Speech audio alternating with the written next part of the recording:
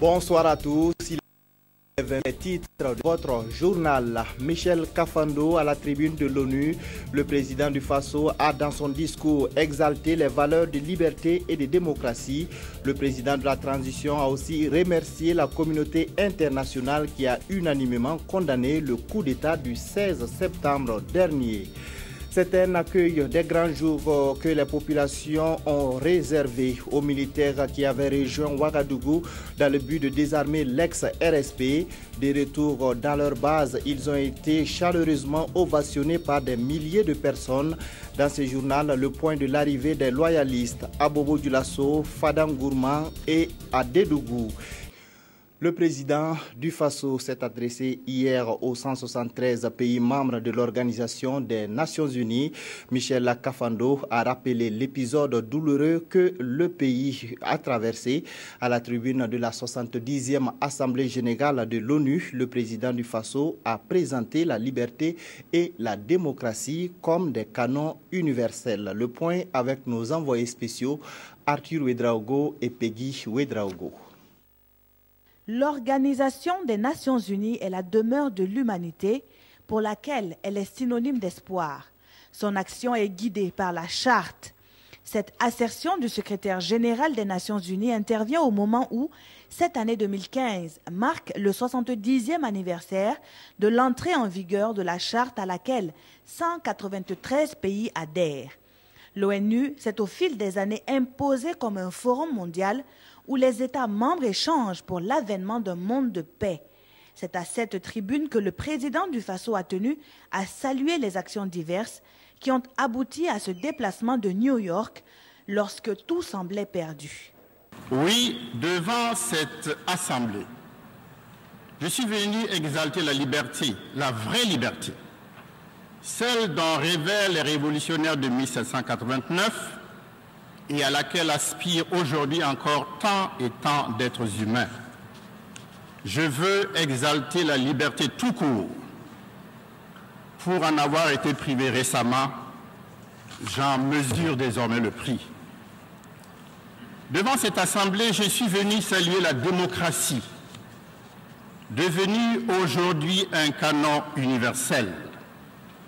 Sauf au Burkina Faso où des prétoriens d'un autre âge, ramant à contre-courant de l'histoire, ont tenté de la confisquer pour assouvir leurs ambitions sordides. La nation burkinabé, et en particulier sa jeunesse, a fait preuve d'un patriotisme à nul autre pareil. Parallèlement, la réaction internationale s'est promptement manifestée pour condamner unanimement ce putsch et soutenir la transition. Et Michel Kafando de demander à la communauté internationale de continuer à déployer ses efforts pour accompagner le pays vers des élections démocratiques, libres et transparentes. S'agissant du thème qui sous-tend la tenue de cette 70e Assemblée générale des Nations Unies, le Burkina réaffirme sa volonté à ne ménager aucun effort quant à la quête d'une ONU plus unie. En 70 ans d'existence, les Nations Unies ont continué à œuvrer sans relâche pour l'avènement d'un monde de paix, d'un monde de sécurité. Le Burkina réaffirme sa ferme volonté de contribuer résolument aux efforts de maintien de la paix dans le monde. Cet engagement se traduit déjà par notre présence active dans les opérations de paix, notamment en République sœur du Mali. À n'en point douter, le discours du président Kafando était l'un des plus attendus en cette journée du 2 octobre. Les débats généraux se poursuivent en marge des différentes allocutions. Cet après-midi même, une réunion thématique de haut niveau se tient sur le maintien de la paix et de la sécurité internationale. En marge des travaux de cette 70e Assemblée générale de l'ONU, le président du Faso s'est entretenu avec deux personnalités. Il s'agit du sous-secrétaire d'État américain chargé des affaires africaines et du commissaire à la paix et à la sécurité de l'Union africaine. Les échanges ont porté sur les élections et la sécurité au Burkina Faso. La synthèse avec Arthur Ouedraogo et Peggy Ouedraogo. L'ambassadeur Smaïl Chergui est la deuxième personnalité à avoir été reçue en audience par le chef de l'État. Le commissaire à la paix et à la sécurité de l'Union africaine confie qu'avec le président Kafando, les échanges ont surtout porté sur la stabilité intégrale du Burkina Faso.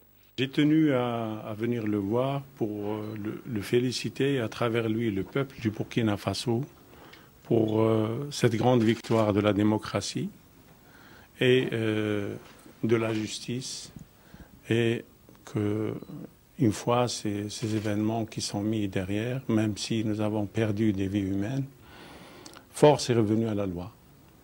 Et je pense que c'est un moment très important pour le peuple du Burkina, pour l'Afrique. Je crois que la résistance de votre peuple a grandi l'Afrique aujourd'hui.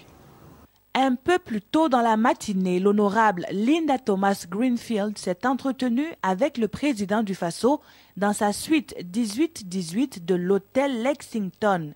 La sous-secrétaire d'État américain chargée des affaires africaines se réjouit du dénouement de la crise qui a secoué le pays.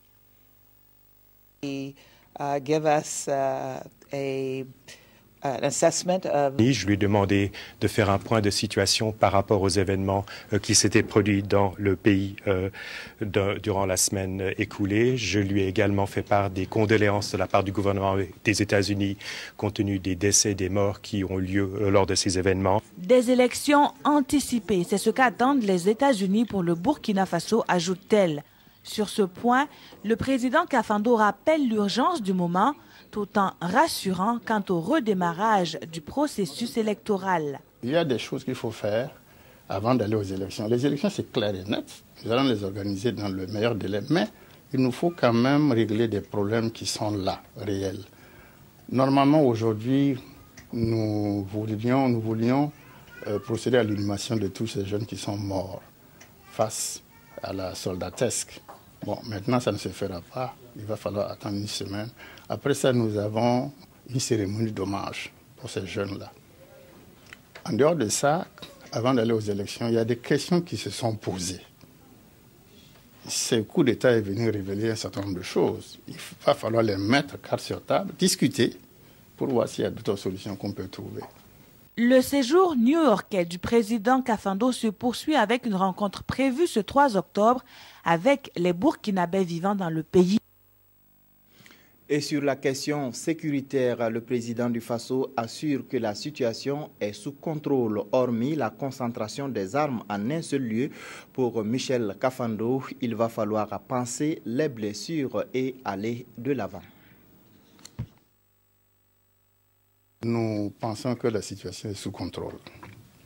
Moi-même, j'ai visité le camp, la caserne du RSP. C'est là-bas que j'ai reçu les journalistes, c'est là-bas que j'ai salué les jeunes qui sont venus, comme je l'ai dit, faire le travail. Et j'ai constaté, en dehors de la concentration énorme de matériel de guerre, bon, tout est rentré dans l'ordre. Donc, et avec aussi la mise, selon l'arrestation du général Guinguéré, et aussi des arrestations des gens qui ont fait le coup d'État, parce qu'on en a arrêté un peu partout. Je pense que la situation est maîtrisée et qu'il va falloir maintenant d'abord penser nos plaies et voir surtout comment aller de l'avant, en ayant, en tout cas, au moins comme, si vous voulez, préoccupation, la sécurité de l'État. Mais je pense qu'à partir de là, nous pourrons être sûrs qu'il n'y aura plus tellement d'inquiétudes. Michel Kafando s'est également exprimé sur l'arrestation du général Diendéré. Le président du Faso a parlé de la commission d'enquête créée pour identifier tous les auteurs du coup d'État. Pour lui, il ne faut pas brûler les étapes. Surtout, il ne faut pas faire une chasse aux sorciers. Aux sorcières plutôt. Le général Diendéré est maintenant gardé à la gendarmerie nationale. Bon, lui-même avait fait une déclaration disant qu'il se prêtait à la justice, donc il va devoir passer devant la justice. Bon, nous avons créé une commission d'enquête pour savoir quels sont ceux qui ont été liées à ce coup d'État. Parce que c'est certain qu'il y a des composantes civiles. Mais nous avons pris notre temps. Il ne faut pas brusquer les choses. Il ne faut pas faire la chasse aux sorcières. Donc c'est pour ça que la commission a été installée. Nous allons, avec les moyens qu'il faut, essayer de mener une enquête pour voir seulement qui étaient que ceux qui ont fait véritablement partie de cette sédition-là, de ce coup d'État. Donc je crois que d'ici un mois, comme la commission ne dispose que d'un mois, nous aurons vraiment verra plus clair. Et après quoi, évidemment, la marche de la justice commencera. Je crois que c'était la meilleure façon de voir les choses. Discours dit justice d'accord, mais pas de chasse aux sorcières, selon donc le président Michel Kafando. Je vous le disais en titre, c'est un accueil de grand jour que les populations ont réservé aux militaires loyalistes des provinces de retour dans leur ville. L'arrivée des soldats au camp Wézin Koulibaly à Bobo-Dioulasso a été saluée par des cris de joie et des klaxons. Le point avec Martin Zerbo et Moumouni Baro. Après la victoire, la fête. Difficile pour les forces de défense de la 2e région militaire de se frayer un passage sur la nationale numéro 1. Une marée humaine est allée accueillir ces héros des retours de Ouagadougou. En rappel, c'est le lundi 21 septembre que ces militaires se sont rendus à la capitale burkinabé pour participer au désarmement forcé de l'ancien régiment de sécurité présidentielle suite au putsch manqué du 16 septembre dernier. La population visiblement ravie de ces combattants ne s'est pas posé 1000 questions pour parcourir la quinzaine de kilomètres séparant le camp Wézin Koulibaly du poste de péage. Ça fait plaisir d'accueillir nos militaires. Ils sont allés nous défendre. Dieu merci, tout est terminé. On rend grâce à Dieu. Je suis là pour accueillir les militaires parce qu'ils sont partis défendre notre pays. Je suis fière d'eux. Lors du passage des militaires à Oundé, pas une grande mobilisation car l'information n'est pas passée à temps. Néanmoins, quelques curieux n'ont pas manqué l'occasion d'exprimer leur joie. Ce qu'ils ont fait, je ne sais pas comment dire, mais ça me touche droit au cœur. C'est du bon travail qu'ils ont fait. Que Dieu les bénisse et qu'ils rejoignent les casernes pour bien s'occuper du Burkina Faso. C'est indescriptible, cette population fière de ces soldats. Jusqu'à 1h du matin, tout le centre-ville était toujours pris d'assaut par des milliers de jeunes pour dire merci à la troupe pour avoir sauvé la nation. Même ferveur à Fada, à l'appel de la coalition provinciale de résistance du Gourmand, les habitants se sont mobilisés pour accueillir les militaires. Le reportage est signé Amidou Lankwandé et Lambert Soma. Ils sont allés défendre la patrie. Leur mission accomplie, ils sont de retour dans leur caserne d'origine. Accueillis par une population acquise à leur cause, les militaires du 34e régiment interarmes de Fada entrent sous des acclamations dans la ville. Les soldats, ils ont été courageux et je suis vraiment très contente parce qu'ils sont allés défendre la nation et moi, je suis sortie. On est sorti ce soir pour les accueillir et vraiment, c'est une grande joie pour nous parce qu'il n'y a pas eu de mort. À pied, à moto ou en véhicule, les populations ont effectué le déplacement pour rendre hommage aux forces de défense et de sécurité. Que le peuple burkinabé, qu'il y ait d'abord le fair play en nous d'abord, qu'il y ait la joie, que la paix, la tolérance. Donc avec tout ça, maintenant, avec les élections qui vont venir bientôt, que tout soit propre. Et que la paix règne au Burkina Faso. La communion avec le peuple n'exclut pas des mesures de prudence. Un cordon sécuritaire mis en place à l'occasion permet aux militaires de rejoindre sérénement leur camp. Les populations, quant à elles, continuent d'exprimer leur joie. C'est avec enthousiasme que les habitants de Dédougou ont souhaité la bienvenue aux militaires du 23e régiment d'infanterie commando de Dédougou. Ils sont sur satisfaction à ces soldats qui ont joué un grand rôle dans le début de la crise. Le point avec Julien Bayala et Paul Savadogo. la population de Dédougou a réservé au contingent du 23e régiment d'infanterie commando de Dédougou à son retour de Ouagadougou. À environ 7 km de la ville, les habitants de la cité de Bankui sont sortis massivement pour marquer leur satisfaction quant au rôle que l'armée a joué dans la résolution de la crise née du coup d'État au Burkina. Et je suis fière de cette situation parce qu'on n'en croyait pas. Mais avec la prière des uns et des autres et avec la mobilisation des uns et des autres, tout le monde du peuple burkinabé, vraiment, on est sorti de la situation. Nous sommes sortis ce soir pour accueillir vraiment de façon chaleureuse nos vaillants militaires qui sont venus. Ce soir, vu la mobilisation à Dédougou, je peux dire en tout cas, traduire ça comme si le Burkina Faso venait de remporter une Coupe du monde de football. Voilà, vraiment, on a vu que les gens sont sortis massivement, surtout la jeunesse. C'est pour dire vraiment que les gens sont vraiment sortis pour encourager l'armée, pour le travail que l'armée allait abattre. Au passage du cortège dans la ville, les habitants riverains de la voie ne sont pas restés indifférents. Chacun à sa manière a manifesté sa joie. Aujourd'hui, nous avons voulu que l'accueil soit grandiose parce que nous pensons que les militaires et les civils, désormais, ils doivent travailler la main dans la main. Le combat pour la liberté, le combat pour la démocratie, le combat pour la justice, c'est une affaire de tous. La population de Dédougou a donc communié dans l'allégresse avec les militaires du 23e RIC à leur retour de Ouagadougou. Le putsch du 16 septembre 2015 a eu de graves conséquences sur l'activité commerciale. Selon le syndicat national des commerçants du Burkina, les pertes dues à cette crise se chiffrent à environ 100 milliards de francs CFA. Des estimations faites le 2 octobre dernier au cours d'un point de presse. La synthèse avec Isiaka Ouedraogo et Draman Guéné. L'armée nationale acclamée ici par les membres du syndicat national des commerçants du Burkina, Sinakombe. Ils sont contents de reprendre leurs activités dans un climat de paix et de sécurité après 10 jours de crise. Une reprise nécessaire à la survie du secteur puisque ces commerçants disent avoir subi de lourdes pertes durant le putsch.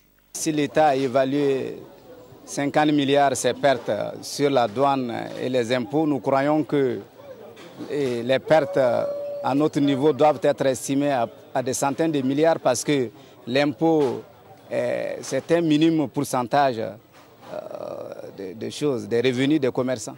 Le Sinakombe dit avoir œuvré aux côtés d'autres structures pour que triomphe la paix. Toutefois, le syndicat condamne les surenchères opérées par certains commerçants pendant la crise. N'importe où il y a des mauvais grains. Effectivement, même moi j'ai vu le prix, le petit sac de couscous là.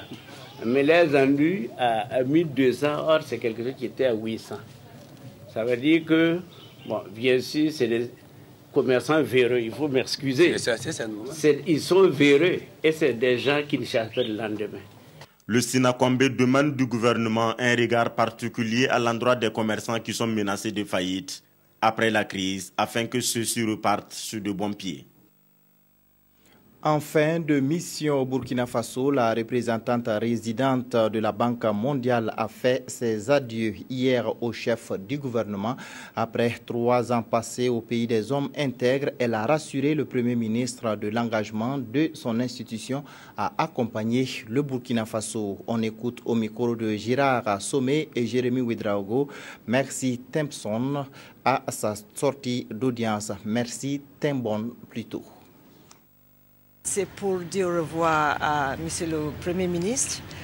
Comme vous le savez, je suis à la fin de ma mission au Burkina. Après 3 ans de service, je suis venu pour remercier le gouvernement de Burkina Faso pour tout ce que nous avons eu comme résultat de ce partenariat. Comme vous le savez, la Banque mondiale est un partenaire privilégié de Burkina Faso. Pendant ces 3 ans, on a pu faire beaucoup de choses au niveau des infrastructures, agriculture, éducation, santé. Je les souhaite bonne continuation et aussi que les élections se passent bien et que le pays, le Burkina, qui a été un pays modèle et qui reste un pays modèle pour l'Afrique, continue à l'être. La deuxième campagne nationale de vaccination contre la poliomyélite a débuté hier au Burkina Faso. Cette campagne s'achève le 5 octobre prochain et concerne les enfants de 0 à 59 mois. L'objectif du ministère de la Santé est de vacciner au moins 7 millions d'enfants. Le point avec Nongba Kouda et Janine Kambiré. Aujourd'hui, c'est jour de marché à Kienfangé et la population est mobilisée. L'occasion est belle pour le ministère de la Santé de lancer le deuxième passage de la campagne nationale de vaccination contre la poliomyélite. Après avoir administré quelques gouttes à 7 enfants, le ministre souligne que le dernier cas de polio dans notre pays remonte à 2009.